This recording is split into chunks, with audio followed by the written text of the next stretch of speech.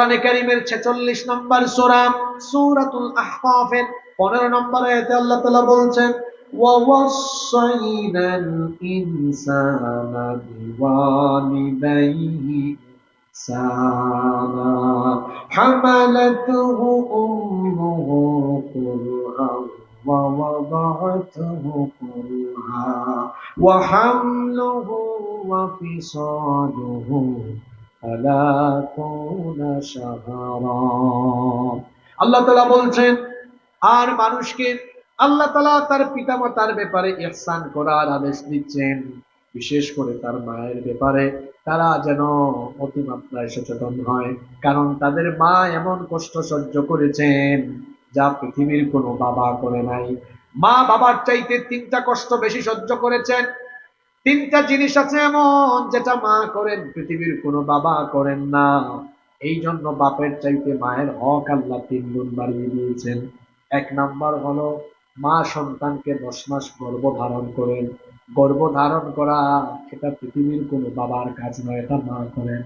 2 number হলো মা সন্তানকে সীমাহীন কষ্ট, সীমাহীন যন্ত্রণা আল্লাহ অন্য আয়াতে বলেছেন حملته أمه وهنا على وهن وفصاله في عامين মা কষ্টের পর কষ্ট, যন্ত্রণার পর যন্ত্রণা সহ্য করে তিনি সন্তানকে গর্ভধারণ করেছেন। এরপরে মা সন্তানকে ডেলিভারি করেছেন।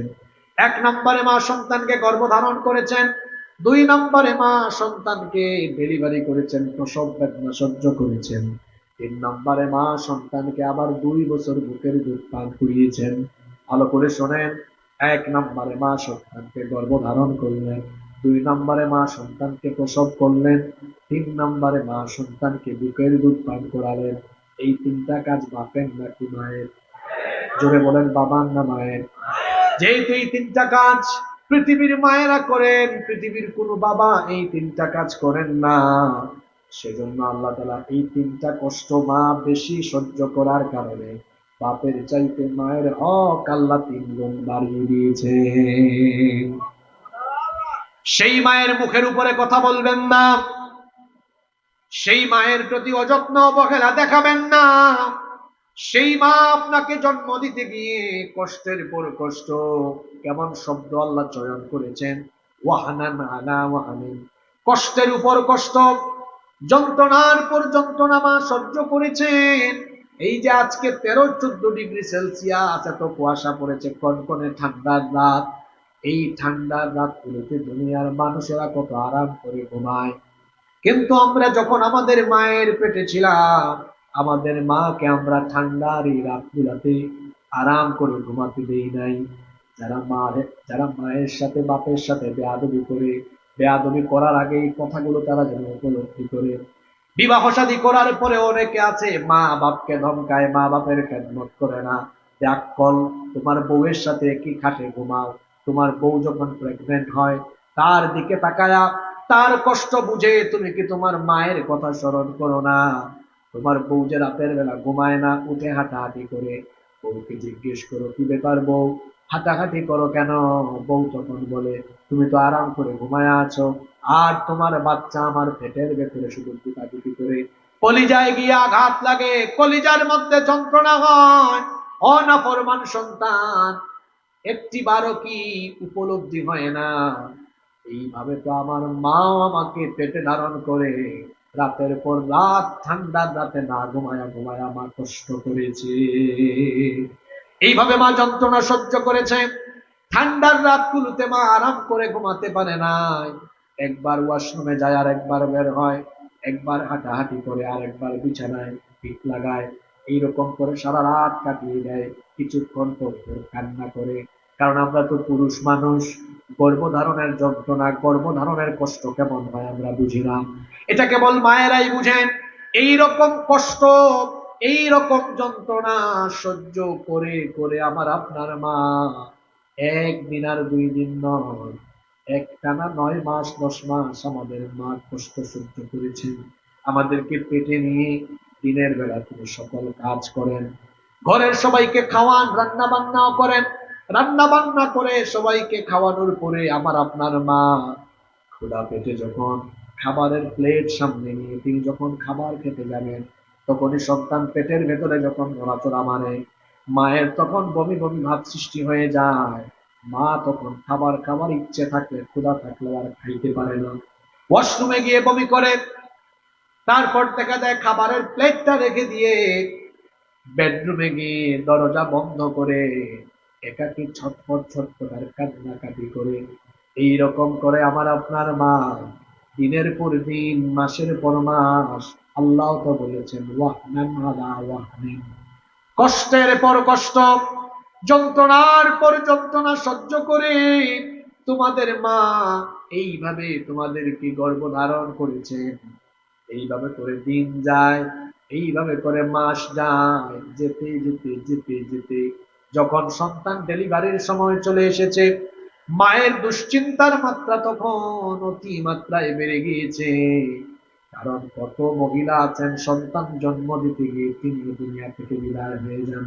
এই সময়ে নারীদের চিন্তা ভাবনা দুশ্চিন্তা বেড়ে যায়।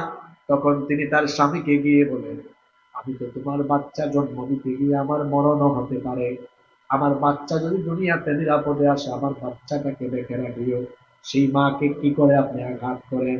এমন মমতাময়ী, এমন স্নেহময়ী মা পৃথিবীতে আপনার জন্য মায়ের ভালোবাসার চাইতে আর দামি কোনো ভালোবাসা হতে পারে? স্বামীর কাছ থেকে বিদায় নেয়, পাড়া প্রতিবেশী সকলের কাছ থেকে বিদায় নিয়ে নেয়। কারণ সন্তান জন্ম দেওয়ার সময় যে কষ্টটা হয়, আর এই কষ্টের কথা কি করে আপনাদেরকে বুঝাই? আমি তো পুরুষ, আপনারাও পুরুষ মানুষ, কেউ আমরা এটা বুঝবো না।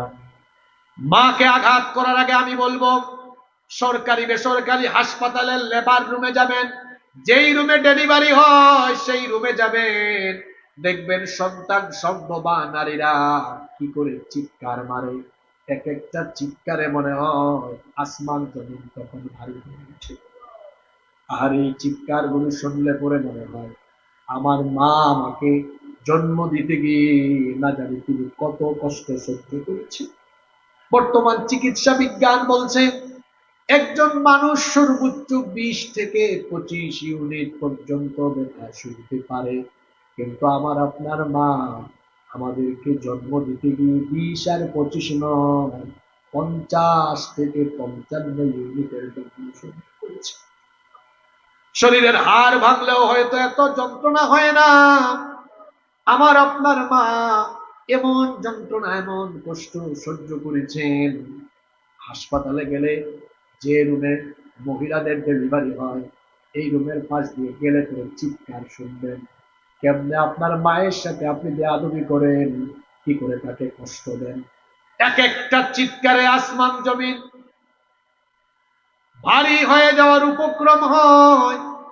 এত কষ্ট সহ্য করেছেন মা ওই ডেলিভারির সময়ে। যখন আপনার জন্ম হয়েছে, যে মাকে আপনি কষ্ট দেন, ওই মা আপনাকে বুকে নেওয়ার পরে আপনার দিকে তাকানোর পরে 10 মাসের কষ্ট ভুলে গিয়েছে। তারপরে সেই মা এত কষ্ট এত যন্ত্রণা সহ্য করে করে আপনাকে লালন পালন করেছে। বাপ বিরক্ত হয়, মা বিরক্ত হয় না। দেখবেন বাপ বিরক্ত হয় কিন্তু মা বিরক্ত হয় না। মায়ের সাথে কেমনে বেয়াদবি করেন, কি করে মায়ের সাথে আপনি বেয়াদবিমূলক আচরণ করেন। এই যে রাত এখন 12টা বাজতেছে, রাত 12টা বাজবে, 2টা 3টা বাজবে, বাড়ির বাহিরে থাকলে পরে দেখবেন কে আপনাকে ভালোবাসে। বাড়ির বাহিরে থাকবেন কনকনে কুয়াশায় ঠান্ডার রাত, কেউ আপনার কথা মনে রাখে না, কেউ আপনার কথা চিন্তাও করে না। কিন্তু দেখবেন বাড়ির বাহিরে থাকলে কিছুক্ষণ পর মোবাইলে কল আসে, মায়ের কল। মা জিজ্ঞেস করে, বাবারে সবাই তো বাড়িতে এসে ঘুমিয়ে গিয়েছে, তুই এখনো আসলি না, তোর টেনশনে আমার এখনো ঘুম লাগে না, কখন আসবি। মায়ের এরকম কল আসতেই থাকে আসতেই থাকে আসতেই থাকে। বাড়ি গিয়ে দেখবেন গভীর রাতে সবাই ঘুমিয়ে গিয়েছে, কেউ আপনার অপেক্ষায় নাই। কনকনে ঠান্ডার রাতে মা দেখবেন 2 হাতকে এভাবে করে দরজার মধ্যে আপনার জন্য পাহারাদারের মতো দাঁড়ায় আছে। সেই মাকে আপনি ভুলে গিয়েছেন, যেই মা ছোটবেলায় আপনাকে এমন ভাবে লালন পালন করেছে, এখন আপনার মা বুড়ি হয়ে গিয়েছেন, অসুস্থ মানুষ, হয়তো মাঝে মাঝে ঘরটাকে ময়লা করে ফেলেন, নোংরা করে ফেলেন, আপনি বিরক্ত হন। আপনার তো মনে নাই আপনার মায়ের কোলে কাকে কত পেশাব পায়খানা আপনি করেছেন। কখনো মা রাগ করে নাই। আপনি যখন চাচা চাচি মামা মামির কুলে পেশাব পায়খানা করেছেন, তারা বিরক্ত হয়ে আপনাকে রেখে দিয়েছে, চলে গিয়েছি, তাদের নাকে পেশাব পায়খানার গন্ধ রেখেছি। কিন্তু আপনার মা খাবার খেতে বসেছে, তখনও আপনি পেশাব পায়খানা করলে মায়ের নাকে পেশাব পায়খানার কোনো গন্ধ লাগে না। মা তখন সব ফেলে রেখে আগে আপনাকে পরিষ্কার পরিচ্ছন্ন করে, শীতের রাতে মা যখন বাচ্চাকে নিয়ে ঘুমায়, আপনি তো এই যুগে তো প্যাম্পাস আছে, আমরা যখন ছোট ছিলাম আমাদের মা যখন আমাদেরকে লালন পালন করেছেন প্যাম্পাসও ছিল না। কি করে মা সন্তানকে লালন পালন করেছেন? সন্তান মায়ের ডান পাশে ঘুমিয়েছে, ডান পাশে পেশাব করে দিয়েছে। মা যখন দেখেছে সন্তান পেশাব করেছে, সঙ্গে সঙ্গে মা সন্তানকে ডান পাশ থেকে বাম পাশে নিয়ে এসেছে। কিছুক্ষণ পরে যখন সন্তান বাম পাশে পেশাব করে ফেলেছে, তখন মা সন্তানকে সাফ করে দিয়ে পরিষ্কার করে দিয়ে মা চিন্তা করলো, ডানেও এখন পেশাব করে দিয়েছে, বামেও পেশাব করে দিয়েছে, সন্তানটাকে কোথায় শোয়াবো? আপনার মা হলেন এমন মা, নিজে পেশাব করা জায়গায় গিয়ে শুই, আর আপনাকে মায়ের উষ্ণ জায়গায় ঘুম পাড়ায়। সেখানেও যখন কিছুক্ষণ পরে সন্তান পেশাব করে দেয়, মা আমাদের এমন মা, মা চিন্তা করে পুটা বিছানায় পেশাব করে ফেলেছে, কোথায় আমার বাচ্চাটাকে ঘুম পাড়াবো? কিছুক্ষণ পর তো ফজর হয়ে যাবে, তখন আমার আপনার মা আমাদের জন্য কষ্ট না হয় বুকের উপরে আমাদেরকে আরাম করে ঘুম পাড়িয়েছে।